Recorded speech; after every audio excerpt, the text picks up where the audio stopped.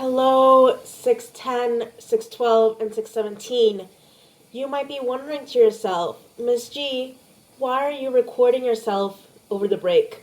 Well, my friends, the truth is that we are starting a new book after the break, and I wanted you guys to be extra prepared for what's coming your way. So I decided that I'm going to do a read aloud of the first chapter with you, well, at least the first chapter, and give you my comments and my feedback as I'm reading in a way that I might not always get the time to give you feedback when we are in class and studying. So I decided that I'm going to spend part of my break and make some of these videos with read-alouds. Now, here's the thing. I am a little bit sick right now. I have a stuffy nose, so that's what you're hearing right now. So hopefully as the videos go on, it'll get better. And I have another piece of very good news for you. But let me go get the good news.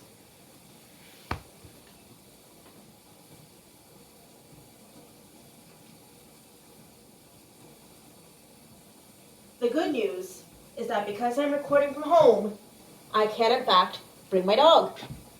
And my dog can also be part of the read aloud. So for those of you who don't know, this is Lulu. I'm pretty sure I just woke her up from her nap. That's why she's a little bit grumpy. But here we are doing the read aloud of our next book, which is Wonder by R.J. Palacio. I won't hold her the whole time. I will let her go nap. But here she is. And let's get started, okay? And then I'll post more about these videos later on Google Classroom. I'm hoping to see how this one goes as a trial run to see if you guys like it or not. If you guys do prefer this format, we'll definitely continue and we'll keep going and you'll get to see more of Lulu. If you're wondering, that big blue bag in the background is Lulu's gift.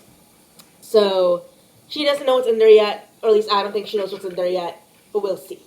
All right, here we go. So the book we're reading next in the start of the new year is called Wonder by R.J. Palacio. At first glance, the book seems really long, but believe me, once you start reading, it goes by really fast. And it's a really nice, easy read. You guys will be fine, even if it seems long. Like, you can do this, I promise. All right, here we go.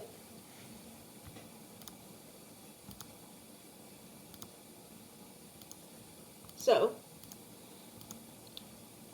doctors have come from distant cities just to see me, stand over my bed, disbelieving what they're seeing. They say I must be one of the wonders of God's own creation. And as far as they can see, they can offer no explanation. Natalie Merchant, Wonder. Part 1, August. Fate smiled and destiny laughed as she came to my cradle. Natalie Merchant from Wonder. Ordinary. I know I'm not an ordinary 10-year-old kid. I mean, sure, I do ordinary things. I eat ice cream, I ride my bike, I play ball, I have an Xbox. Stuff like that makes me ordinary, I guess. And I feel ordinary inside. But I know ordinary kids don't make other ordinary kids run away screaming in playgrounds. I know ordinary kids don't get started at wherever they go. So, notice we have a repetition of words here, right? We're repeating the word ordinary multiple times. You have a child who says that he's not ordinary because he gets stared at. If I found a magical lamp and I could have one wish, I would wish that I had a normal face that no one ever noticed at all. I would wish that I could walk down the street without people seeing me, and then doing that look away thing. Here's what I think. The only reason I'm not ordinary is that no one else sees me that way. And we're going to talk about this a lot with the book, right? In terms of, I'm not ordinary because no one else sees me that way. To what extent is our understanding of normalcy or our understanding of ordinary influenced by other people? But I'm kind of used to how I look by now. I know how to pretend I don't see faces people make. Well, we've all gotten pretty good at that sort of thing. Me, Mom, and Dad, and Via. Actually, I take that back. Via's not so good at it. She can get really annoyed when people do something rude. Like, for instance, one time at a playground, some older kids made some noises. I don't even know what the noises were exactly because I didn't hear them myself. But Via heard, and she just started yelling at the kids. That's the way she is. I am not that way. Via doesn't see me as ordinary. She says she does, but if I were ordinary, she wouldn't feel like she had to protect me as much. And Mom and Dad don't see me as ordinary either. They see me as extraordinary. I think the only person in the world who realizes how ordinary I am is me. My name is August, by the way. I won't describe what I look like. Whatever you're thinking, it's probably worse. So we're getting our first sense of the character, right? We're getting our first understanding that something about this character maybe looks different, maybe he dresses differently, maybe he looks different in a certain way. All right, I'm going to put Lulu down so she could go back to napping. So I hope you enjoyed her little cameo in this video, and we're going to read another part of the book. All right, Lulu? Maybe I'll go and get her at the end of the video. All right, let me just put her down.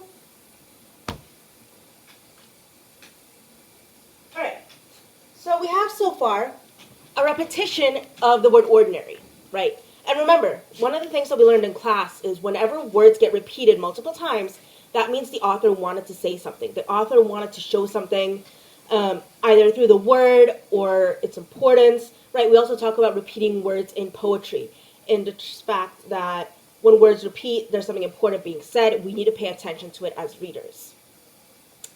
So the character says, August. My name is August, by the way. I won't describe what I look like. Whatever you're thinking, it's probably worse. Well, if it's worse than what we're thinking, I don't really know what to be prepared for. But actually I do because I read the book. But you don't know what to be prepared for because you have not read the book. And with that, let's keep going. Why I didn't go to school. Next week I start 5th grade. Since I've never been to a real school before, I'm pretty much totally and completely petrified. People think I haven't gone to school because of the way I look. But it's not that. It's because of all the surgeries I've had. 27 since I was born. The bigger ones happened before I was even 4 years old, so I don't remember those. But I've had 2 or 3 surgeries since then. Some big, some small. And because I'm little for my age and I have some other medical mysteries the doctors never really figured out, I used to get sick a lot.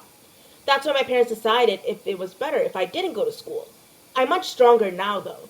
The last surgery I had was 8 months ago, and I probably won't have to have any more for another couple of years. Mom homeschools me. She used to be a children's booklet illustrator.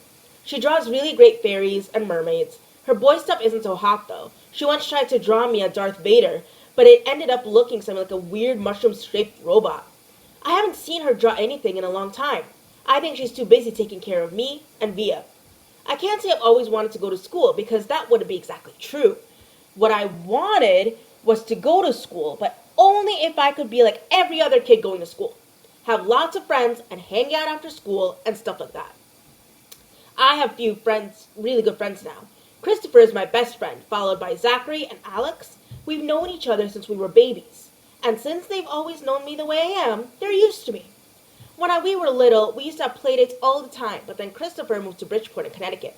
That's more than an hour away from where I live in North River Heights, which is a top tip of Manhattan.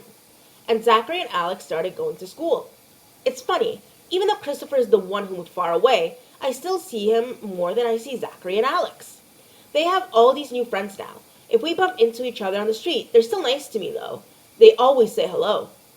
I have other friends too, but not as good as Christopher and Zach and Alex were. For instance, Zach and Alex always invited me to their birthday parties when we were little, but Joel and Amon and Gabe never did. Emma invited me once, but I haven't seen her in a long time. And of course, I always go to Christopher's birthday. Maybe I'm making too big a deal about birthday parties. Now, let's break this down a second, okay? We now have a character who we know has received several surgeries, right? And he's saying, oh, people might say that I haven't gone to school because of the way I look. But it's not that. So he's not terribly worried about what he looks like, but we get some sense of anxiety there, right? In the way that we would all be anxious about what we look like when we go out to public.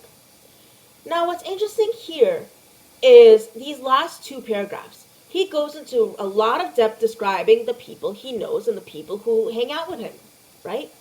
So again, in the sense of describing, okay, well, I see Zachary and Alex. I have other friends too who are not as good, but they're still considered to be my friends, right? We have a typical boy who's trying to figure out who his friends are and how to navigate his social relationships in the world, right? Um, and on top of all that, remember, he has his own family. He has his mom, his dad, and his sister Via. His mom homeschools him, right? So right now, so far so good. We're going to move on to the next chapter. How I came to life. I like when Mom tells this story because it makes me laugh so much. It's not funny in the way a joke is funny, but when Mom tells it, Via and I just start cracking up. So when I was in my mom's stomach, spoiler alert, if you don't know where babies come from, here we go. No one had any idea I would come out looking the way I look. Mom had Via 4 years before, and that had been a walk in the park, Mom's expression. That there was no reason to run any special tests. About 2 months before I was born, the doctors realized there was something wrong with my face, and they didn't think it was going to be bad. They told Mom and Dad I had a cleft palate and some other stuff going on. They called it small anomalies. Now, the word anomalies by itself just means differences. You might have heard me use that word before. In their case, the doctors are saying small anomalies to mean small differences in the way that the character looks. There were 2 nurses in the delivery room the night I was born. One was very nice and sweet. The other, Mom said, did not seem at all nice or sweet. She had very big arms, and here comes the funny part. She kept farting. Like, she'd bring Mom some ice chips and then fart. She'd check Mom's blood pressure and fart. Mom said it was unbelievable because the nurse never even said, "Excuse me." Meanwhile, Mom's regular doctor wasn't on duty that night, so Mom got stuck with this cranky kid doctor she and Dad nicknamed Doogie after some old TV show or something. They didn't actually call him that to his face. But Mom says that even though everyone in the room was kind of grumpy, Dad kept making her laugh all night long. When I came out of Mom's stomach, she said the whole room got very quiet. Mom didn't even get a chance to look at me because the nice nursery immediately rushed out of me out of the room. Dad was in such a hurry to follow her that he dropped the video camera, which broke into a million pieces. And then Mom got very upset and tired and tried to get out of bed to see where they were going. But the farting nurse put her very big arms on Mom to keep her down in the bed. They were practically fighting because Mom was hysterical and the farting nurse was yelling at her to stay calm. And then they both started screaming for a doctor. But guess what? He had fainted right on the floor. So when the farting nurse saw that he had fainted, she started pushing him with her foot to get him up, to wake up, yelling at him the whole time, "What kind of a doctor are you? What kind of a doctor are you? Get up, get up." And then all of a sudden, she let out the biggest, loudest, smelliest fart in the history of farts. Mom thinks it was actually the fart that finally woke the doctor up. Anyway, when Mom tells the story, she acts out all the parts, including the farting noises, and it is so funny. Mom says the farting nurse turned out to be a very nice woman. She stayed with Mom the whole time, didn't leave her side even after Dad came back and the doctors told them how sick I was. Mom remembers exactly what the nurse whispered in her ear when the doctor told her I probably wouldn't live through the night. "Everyone born of God overcometh the world." And the next day, after I'd lived through the night, it was that nurse who held Mom's hand when they brought her to meet me for the first time. Mom says by then, they had told her all about me. She had been preparing herself for the seeing of me. But, she says, that when she looked down into my tiny mushed up face for the first time, all she could see was how pretty my eyes were. Mom is beautiful, by the way, and Dad is handsome. Via is pretty, in case you were wondering. Okay, we get some bodily humor here, right? We get some fart jokes. We get some jokes about the day that he was born. This is a good moment to stop and think about. Why do we think Mom would describe Augie's birth in that way? Why would she describe August as being born? And obviously she's not stressing out about what he looked like or his appearance. She says, Mom, she loves him the way that he is. But notice where the details are leaning in this passage. They're leaning more towards the nurse who seems a little bit scrambled and doesn't know what to do, and so she's farting all the time. And then they're in this argument, and then she releases this biggest, loudest, smelliest fart in the history of farts, right? If I wanted to push you guys even further, I'd probably make you question if this whole scene with the nurse even happened at all. Can we trust the mom as a reliable narrator? But I'm not going to push you that hard because it is the break. And I don't want to talk about unreliable narrators right now, but so far, so good. So I'm going to pause right here. What I want you to do right now, if you reach this point in the video, is to basically leave a comment down below telling me I made it and letting me know, are these videos something that you would want to see? Does it help you to see me read the videos? Would you rather I just find you an audiobook? What would work for you?